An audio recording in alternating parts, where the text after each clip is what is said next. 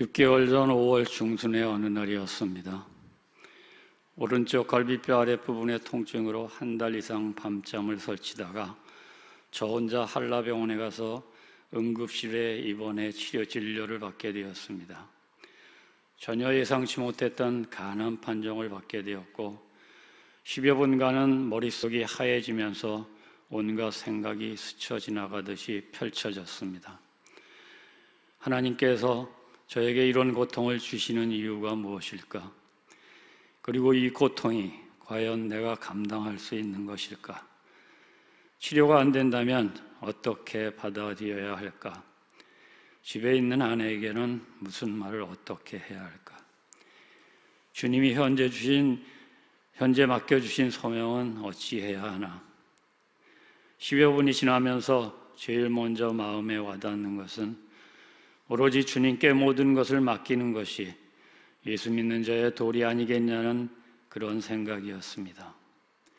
간암을 앓게 된 이유도 주님께 맡기고 간암 치료의 모든 과정도 역시 주님께서 주관하실 것이니 또한 심지어는 치료가 온전히 이루어지지 않아서 삶의 종지부를 찍더라도 그 역시 주님의 뜻에 따르자고 마음먹었습니다.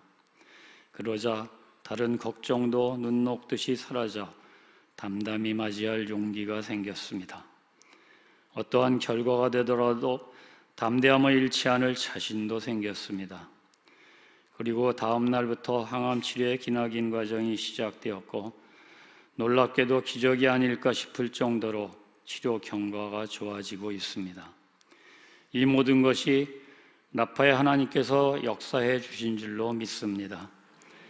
담임 목사님을 비롯한 모든 교우님들의 중보기도를 주님께서 들어주신 결과라고 또한 믿습니다. 항암 치료를 받으면서 못내 아쉬웠던 것은 제가 품이 있는 죽음을 맞이할 준비를 얼마나 하고 있을까 하는 그런 것이었습니다. 때마침 이상호 목사님께서 열어주신 아름다운 늙음의 길, 품이 있는 죽음의 길 강좌를 통해서 그 아쉬움을 상당 부분 달랠 수 있어서 다행스럽습니다. 늙어가면 주님의 능력을 대대로 전승할 그런 기회이니 주님의 능력을 장래의 모든 사람에게 전하라는 소명을 주어진다면 다하고자 합니다. 항암 치료의 결과가 어찌 되더라도 죽음에 대한 제 마음을 정리해보고 죽음을 준비한다면 당황하거나 걱정할 필요도 없고 제 삶을 재인식하는 계기가 될 것이며 그동안 용서받고 용서해야 할 사랑과 사랑으로 화해하고 죽음을 맞이하는 것이 이 세상과의 끝이 아니라 영광된 세계로 들어가는 또 하나의 생일임을 주님께 감사하고자 합니다. 주님이 저와 동행해 주심이 제 삶에 있어 진정한 행복의 시작이었음을 이 자리를 빌어 고백합니다. 감사합니다. 안녕하세요. 초중부를 섬기고 있는 이현주 교사입니다. 제가 예수님을 만난 건 30대였습니다. 저희 부모님, 친구들, 그리고 주변 지인들을 통틀어 교회에 다니는 사람이 전혀 없다 보니 하나님이 많이 급하셨는지 제 꿈에 나오셔서 처음 교회에 다니게 되었습니다. 주변에 이 상황을 물어볼 곳이 없었는데 영국에 살고 있는 친한 오빠가 교회에 다닌다는 생각이 나서 보이스톡으로 물어봤더니 제가 이제 교회를 가야 할 때가 온 것 같다고 양재 온누리 교회를 추천해 주었습니다. 처음 교회를 갔을 때 낯설다는 생각을 할 겨를도 없이 찬양 가운데 죄송함, 감사함, 알 수 없는 감정들이 뒤섞여 마치 부모 잃고 나라 잃은 사람처럼 폭풍 눈물을 흘렸던 것 같아요.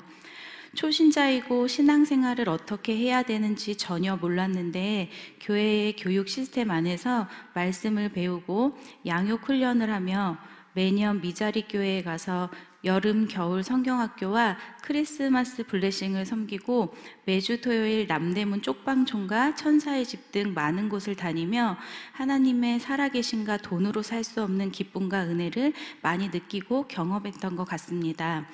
그러던 중 누구나 어려웠던 코로나 시기를 저희도 피해갈 수 없었고, 잘 되던 사업이 강제 휴업을 하게 되어 부족한 저희라도 꼭 필요한 곳이 있다면 그곳으로 인도해 달라는 기도를 하던 중 제주로 오게 되었습니다. 혹시 저희를 기억하시는 분이 있을지 모르겠지만 처음 제주에 왔을 때 한동안 새벽 예배, 수요 예배, 주일 예배에 나와 조용히 예배를 드리다 갔었는데, 찬양도 너무 좋고 말씀도 너무 좋은데 아무리 봐도 모든 것이 너무나 잘 갖춰져 있어서 저희가 필요한 곳이 아니라고 생각했어요.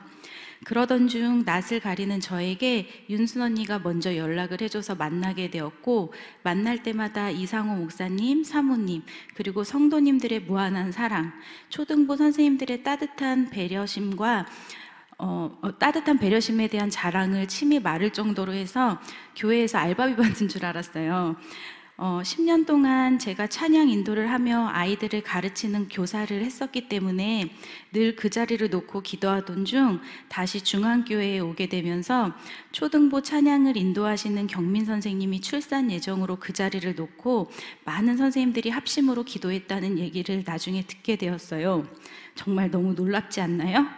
하나님의 계획과 인도하심은 정말 한치의 실수가 없으시다는 것을 다시 한번 경험하는 귀한 시간이었습니다. 지금은 제가 우리 교회가 너무 좋다며 만난 사람마다 침이 마를 정도로 자랑하고 있어요. 저도 알바비는 안 받고요. 죽고 사는 문제는 늘 감사와 은혜의 시간을 보내며 있지만 가끔은 아직도 휴업 중인 우리 사업을 보며 먹고 사는 문제가 걱정이 될 때면 여호와는 나의 목자시니 내게 부족함이 없으리로다.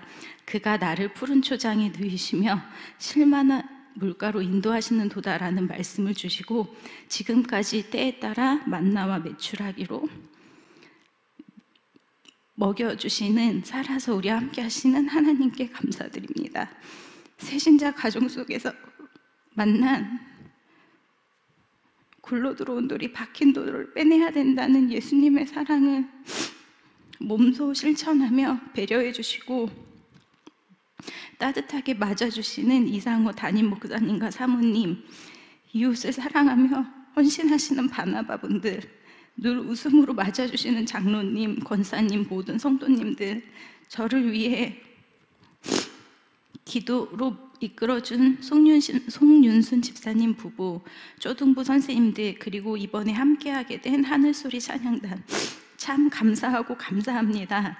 사람의 생각으로는 도저히 가늠할 수 없는 기도의 응답과 성령님의 임재하심, 성도님들의 따뜻한 사랑과 얼굴엔 늘 웃음꽃이 피고 그의 나라와 일을 구하면 이 모든 것을 너희에게 더하리라 하신 천국을 지금 이 모든 분들의 희생과 섬김으로 매일매일 서귀포 중앙교회 안에서 경험하고 있습니다. 다시 한번 진심으로 감사하고 사랑하고 축복합니다. 감사합니다. 안녕하십니까. 조성우 집사입니다. 추수감사절을 맞이한 특별 새벽기도를 통해 올 한 해 저에게 있었던 감사한 일들에 대한 고백을 이야기하기 위해 이 자리에 섰습니다. 많은 분들이 아시다시피 저는 올해 정말 큰일을 겪었습니다. 이번 여름에 일을 하는 도중 저는 갑자기 쓰러지게 되었습니다. 대동맥이 끊어지는 엄청난 고통으로 구급차에 실려 나갔습니다.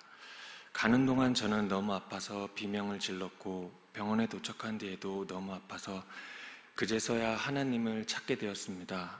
하나님 아버지, 아버지, 아버지 하며 저는 정신을 잃었습니다. 이후 무려 10시간의 수술 끝에 중환자실로 옮겨졌고 다행히 목숨을 건질 수 있었습니다. 이 모든 것이 저를 위해 기도해 주신 분들과 하나님의 은혜라고 생각했습니다. 중환자실에 있는 동안 저는 팔과 다리가 묶여 있었고 밥도 넘어가지 않았습니다. 그러면서 환각 증세까지 일어나게 되었는데 어느 날은 눈을 떠보니 어머니가 보였고 어머니는 어떤 여자분과 저를 치료해주고 계셨습니다. 여기가 어디냐고 물었더니 여기는 교회다라고 말씀하셨는데 알고 보니 그곳은 제가 가보지 못했던 동산 위의 옛날 중앙교회였습니다.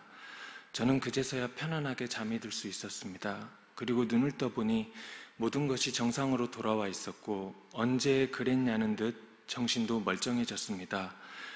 모든 것이 다 정상으로 돌아왔지만 한쪽 다리엔 이상이 생겼습니다.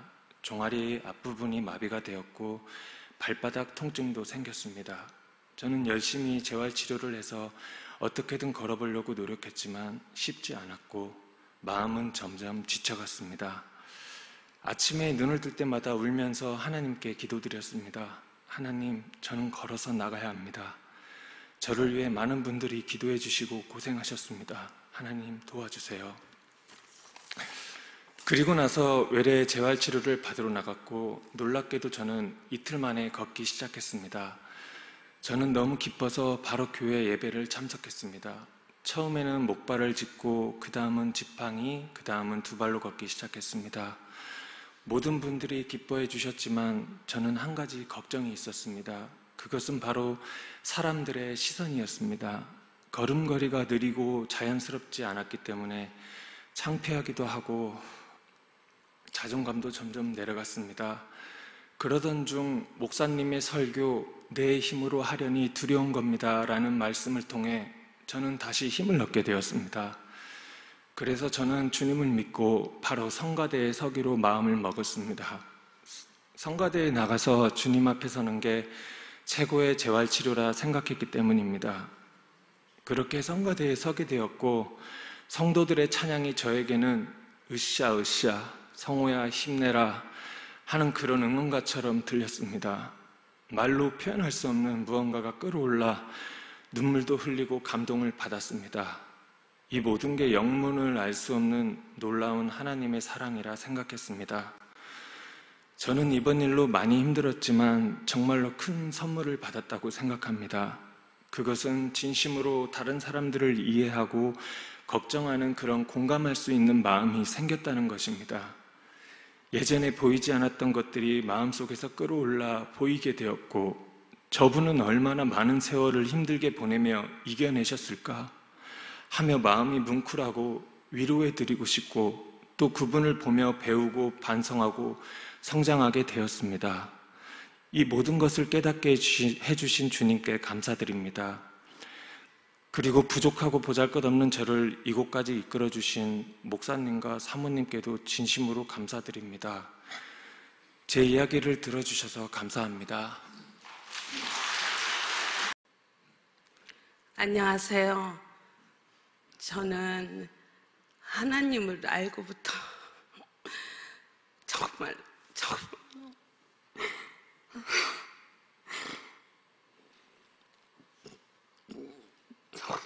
새로운 삶을 살고 있는 사람입니다. 저는 저희 친정, 시댁 통틀어서 깨끗하게 단 한 사람도 교회 다닐 사람이 없습니다. 제가 무속인 집안에서 태어났어요. 어머님이 무속인은 아니지만 가족이 무속인이 있어서 그냥 오롯이 무당과 귀신의 노예로만 살았어요. 제가 귀신의 노예로 살면서 정말로 방귀만 뀌려고 해도 귀신을 찾을 정도로 아주 대단한 무당을 섬기고 살았습니다. 저는 이곳 제주도에 와서 제가 하고 있는 사무실에 그냥 저만 섬기면 좋았는데 주위에 사람들이 집안에 우환이 있고 또 뭐 일이 안 되고 안 풀린다 하면 누구보다 먼저 나서서 무당을 소개하고 심지어는 육지에 있는 무당까지 불러서 구슬할 정도로 대단하게 제가 하고 있는 사무실에 무당 누구한테 소개받아야 돼 하면 저의 사무실로 사람들이 찾아올 정도로 작년까지만 해도 제가 그렇게 살았어요.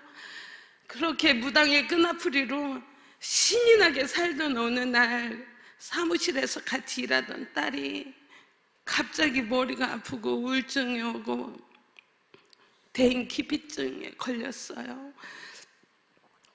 아무리 병원에 가서 약을 처방을 받고 먹고 별짓을 다 해봐도 안 되는 거예요. 그래서 제가 찾아간 곳은 어디였겠어요?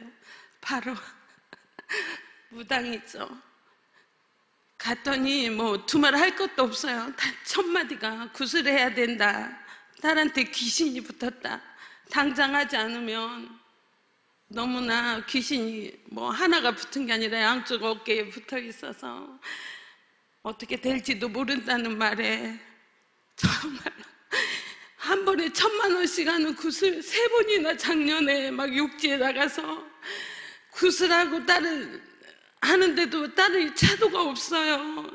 너무나 미치겠더라고. 딸은 막 머리를 감싸주고 죽고 싶다고 하고 하는데도 그 영험하다는 육지 귀신을 찾아가서 육지에 나가서 막 그 산에 신당이 있어요. 구슬 막 기가 막히게 하는 곳. 그곳에 찾아가서 막 빌고 딸하고 엎드려서 울고 아무리 해봐도 차도가 없는 거예요. 돈은 돈대로 들어가고 딸은 딸대로 아프다고 하고 저 역시도 지치고 모든 게 엉망진창이 다 돼버린 거예요.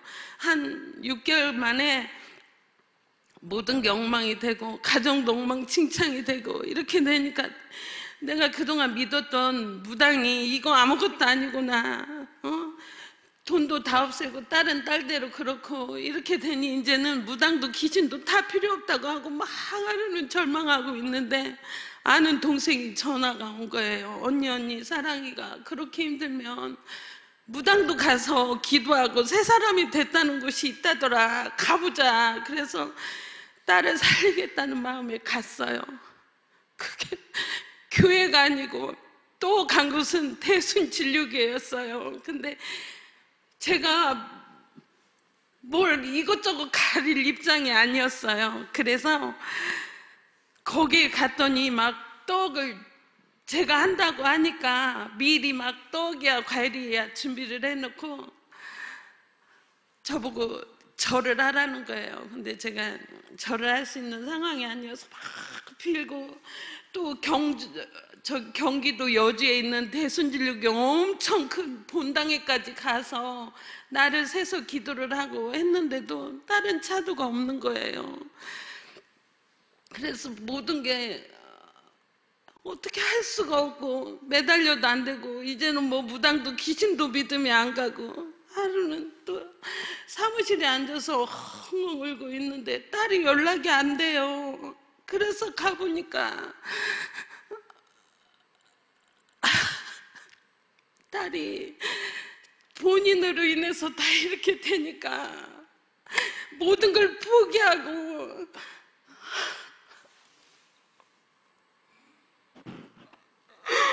딸이 아무리 연락해도 안 돼서 찾아가 보니까 안에서 아무런 소리가 없어요. 죽기 살기로 두드리고 했는데 소리가 없어서 나중에 막 제가 밖에서 죽는다고 하니까 문을 열었는데 온 문을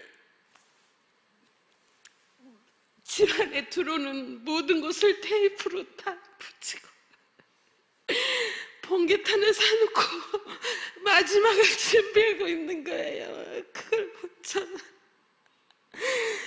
딸을 안고 얼마나 울었는지 둘 다 실신할 정도로 울고 방법이 없었어요. 딸이 마지막 자기를 끈을 놓으려고 하는 걸 보니까 더 이상 어떻게 할 수가 없는 거예요. 딸을 달래도 보고 제가 화도 내보고 해도 딸은 막무가내였어요. 제가 막 그것을 다 창문 밖으로 집어 던지면서 얼마나 울었는지 일어날 기운이 없더라고요. 정말 기다시피 사무실에 와서 앉아 있는데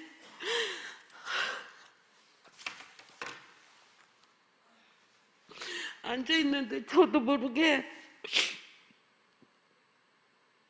제 입에서 그렇게 무당하고 귀신만 58년 동안 섬겼던 제가 하나님 제발 살려주세요라는 말이 저도 모르게 막 사무실에서 혼자 있는데 나오는 거예요. 그래서 제가 이게 뭐지?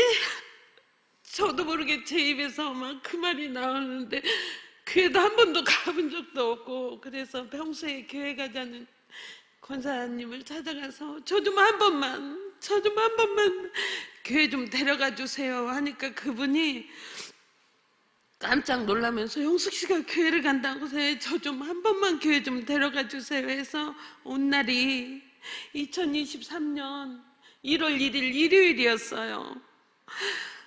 처음에 여기 왔을 때는 뭐가 뭔지 아무것도 모르고 와서 그냥 절박하니까 살려달라고만 막 했어요. 하나님 살려주세요, 하나님 살려주세요 하고 막 기도를 하는데 뭐 보이지도 않고 엄청나게 첫날인데 목사님이 여기서 하시는 말씀이 단 1도 안 들어오고 눈물만 엄청나게 났어요.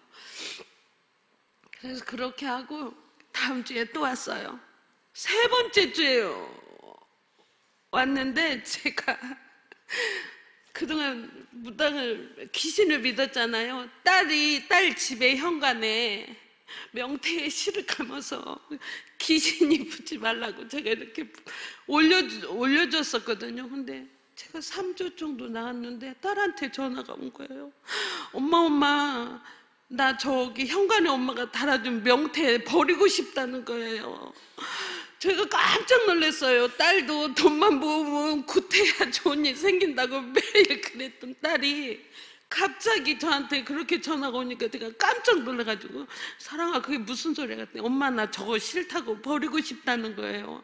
그래서 이게 뭐지? 하고 어떻게 또 아직은 제 마음속에 그동안 58년 동안 믿었던 걸 하루아침에 버릴 수가 없잖아요. 그래서 제가 김순성 권사님한테 얼른 전화를 해서 무서워가지고 또 저거 버리면 귀신이 딸을 괴롭히지 않을까 싶어서 그랬더니 권사님이 딱 한마디로 뭐라고 하시냐면 과감히 버리라는 거예요, 그거를. 그래서 딸한테 얘기하는데 저도 왠지 권사님 말씀을 들은 뒤에 담대하다는 생각이 딱 드는 거예요. 그래서 내가 사랑아 엄마 이제 무섭지 않아, 엄마 이제 귀신이 두렵지 않아, 그러니까 그거 그냥 과감히 버리라고 그렇게 말하고 나니까 권사님이 다음날 목사님을 소개해 주셨어요. 그래서 목사님한테 사정 이야기를 하고 나서부터 딸이 달라지기 시작하는데 너무 기적처럼 아프다는 머리는 전혀 아프지도 않고 잠도 잘 자고 애가 하루하루 들려지는데 제가 막 미칠 것 같은 거예요. 그리고 그때부터는 이제 막 여기 교회가 더 좋아지는 거예요. 그렇게 해서 딸이 제가 1월 1일 날 왔는데 4월 달 돼서는 정말로 직장도 들어가고 너무나 좋은 모습으로 막 바뀌어가지고 신이 나 있는 거예요. 그러니 제가 이 교회가 얼마나 좋고 제가 교회 올 때마다 얼마나 신이 나겠어요.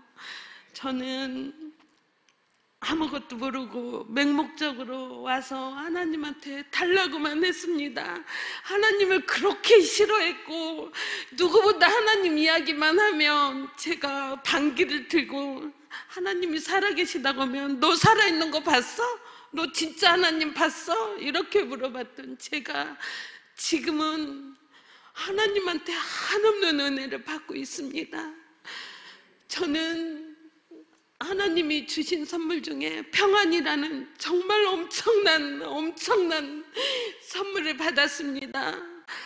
제가 교회를 나오는데 단 한 명도 집안에 다니는 사람이 없는데 가장 1번으로 반대하는 게 남편이었어요.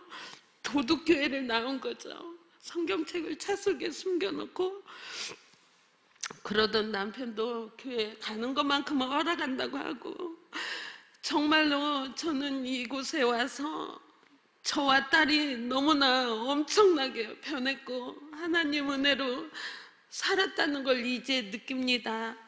뭐 하나님이 무엇이 좋다고 저렇게 교회만 그냥 밥만 먹으면 예배당 종치듯 교회만 가냐고 제 입으로 맨날 그랬어요.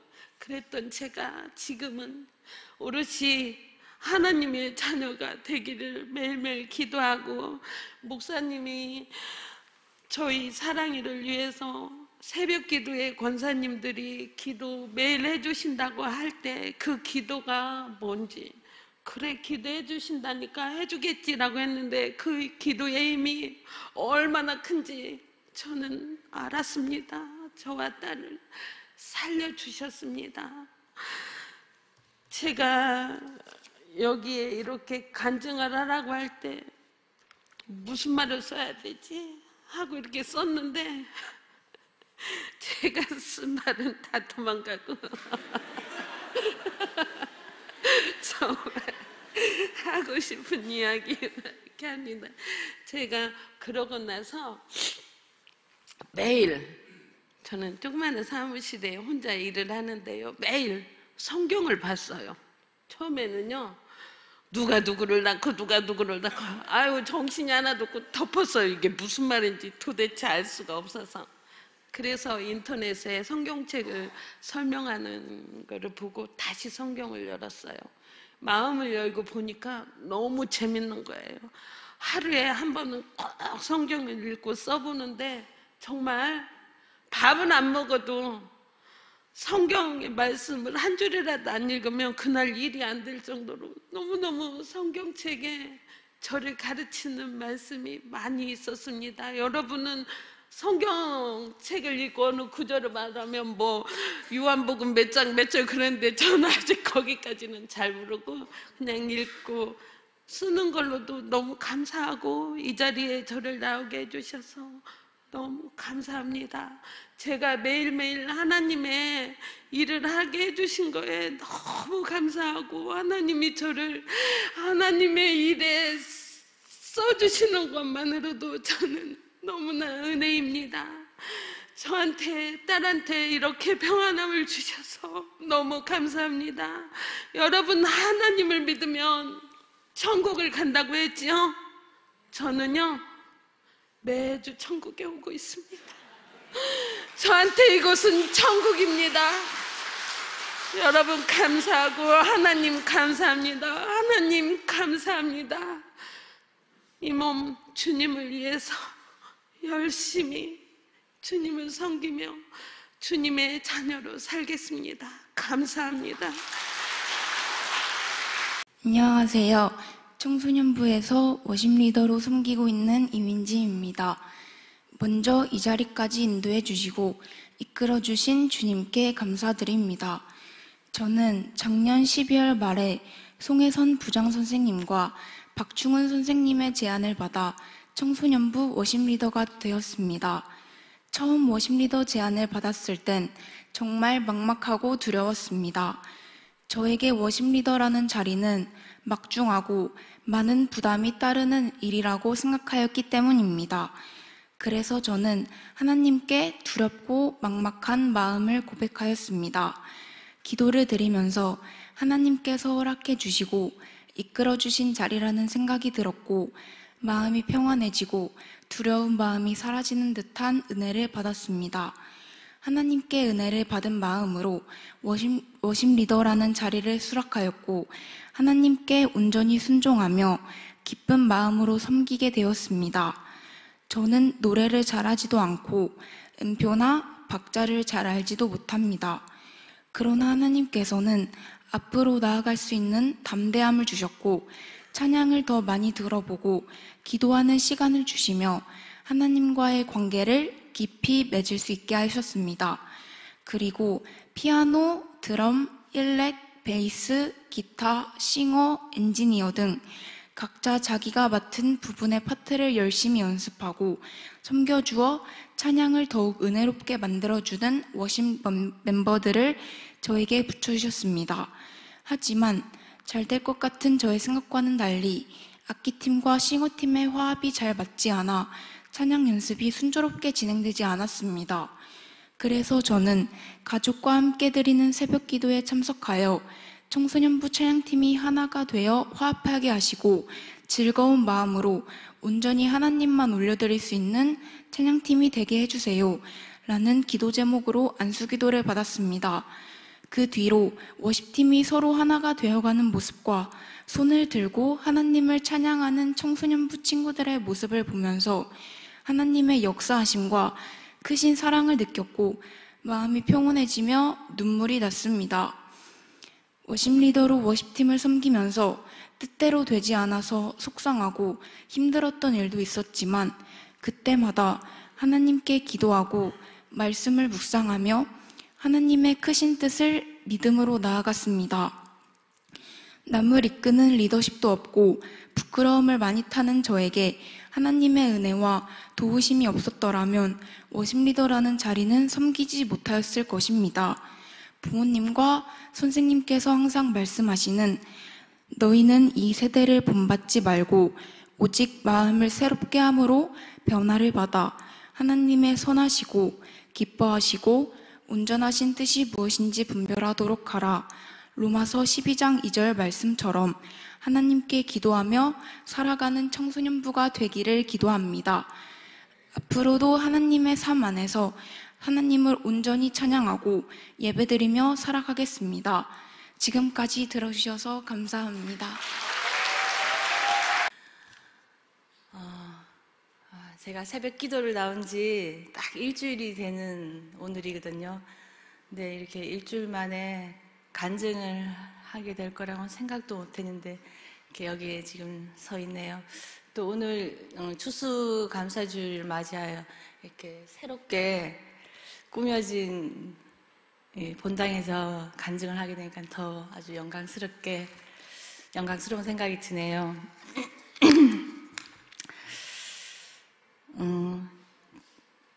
제가 이 글을 쓰면서 뭔가 좀 간단하게 쓰려고 했는데 그게 그렇게 쉽지는 않더라고요. 그래서 말을 안 보고 말씀을 드리려고 했는데 안 보고 말을 하니까 굉장히 뭔가 더 많은 말을 하게 되더라고요. 그래서 어쩔 수 없이 시간 관계상 쓴 글을 읽도록 하겠습니다.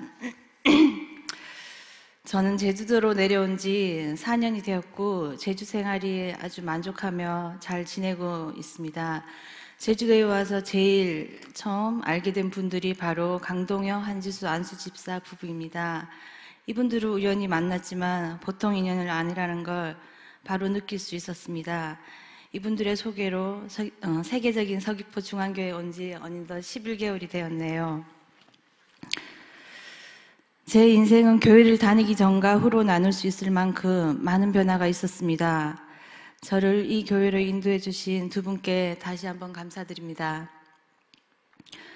2달 전부터 왠지 간증을 하고 있는 제 모습이 자주 그려졌었는데 그건 아마 간증 자체가 하고 싶어서가 아니라 간증할 일이 생기길 바라는 간절한 마음 때문에 그랬던 것 같아요. 그러던 중 이번 주 화요일 이순주 장로님의 그 간증을 듣고 저도 간증을 하면 어떨까 하는 생각이 문득 들어 새벽 기도를 마치고 남편에게 그 이야기를 하고 있는데 참 그 순간 이상호 목사님에게서 전화가 왔습니다. 혹시 이번 주 토요일에 간증을 해줄 수 있겠냐고. 정말 너무 놀랍고 신기했습니다. 한참 진짜 멍하고 가슴이 뛰어서 남편과 한참 그 이야기를 했었습니다. 저는 지금부터 14년 전 유방암으로 수술을 받고 5년간 치료를 통해 완치 판정을 받고 잘 지내오던 중 3년 8개월 전쯤 유방암 재발 판정을 받게 되었습니다. 당시 코로나로 인해 병원에는 보호자도 출입할 수 없는 참 암담한 상황이었습니다. 혼자 진료실에서 들은 조직검사 결과는 정말 충격적이었습니다. 한쪽 가슴 전체를 절제하고 항암과 방사선 치료를 해야 된다는 말이었습니다. 그 말을 듣는 순간 아주 시한부 선고를 받는 듯한 공포가 밀려왔습니다.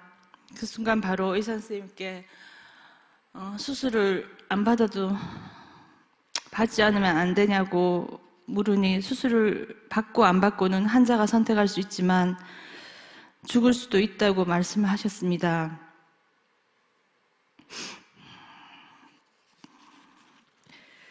진료실을 나와 주차장에서 기다리고 있는 남편에게 가면서 생각을 정리했습니다. 그리고 이렇게 말했습니다. 어떤 수술과 치료도 받지 않고 자연 치유를 하고 싶다고. 그 말을 들은 남편도 공감하고 자연 치유를 위한 모든 방법을 찾아 알려주며 지금까지 지극정성으로 저를 보살펴주어 지금까지 잘 이겨내며 지내고 있습니다. 이 또한 하나님의 은혜이고 기적이라 생각합니다.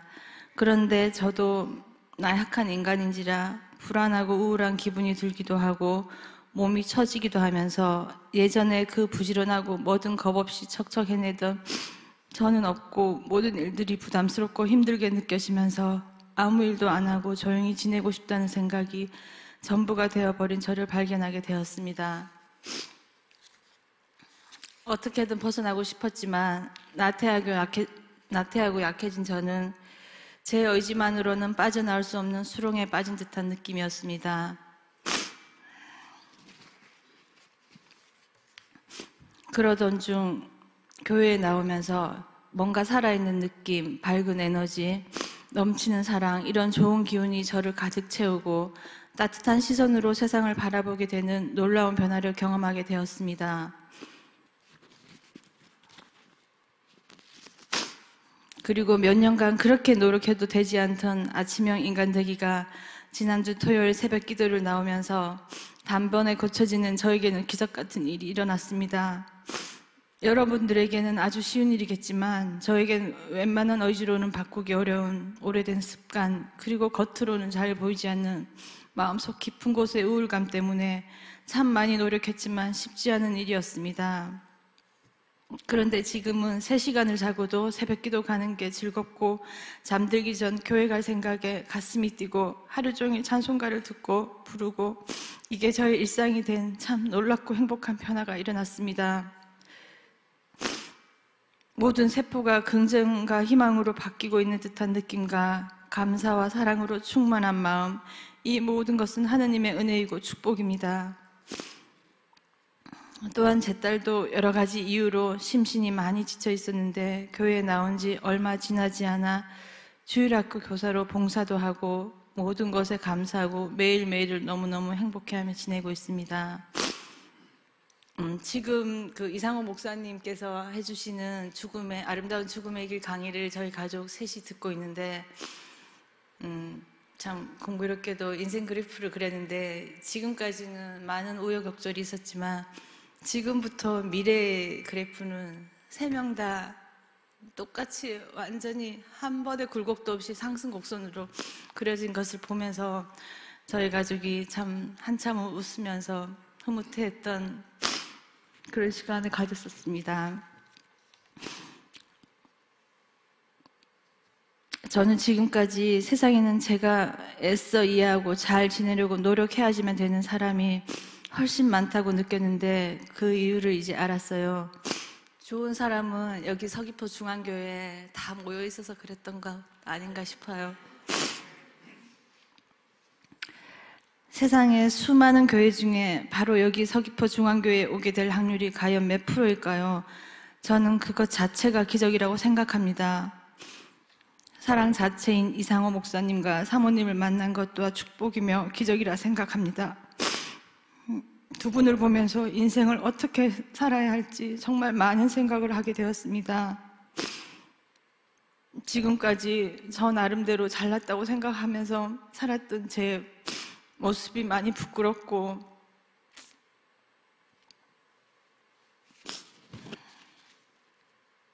참 어리석었다는 생각이 들었습니다. 세상에는 좋은 말과 가르침이 있지만 실천을 하며 살기란 참 힘든 일인데 완벽한 조화를 이루면서 언제나 헌신적인 사랑 실천하시는 두 분의 모습이 저에게는 큰 감동이었습니다.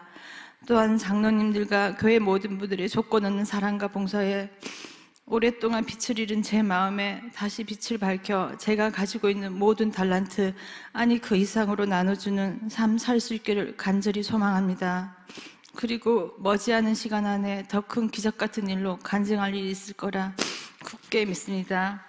여러분 많이 기도해 주세요. 감사합니다.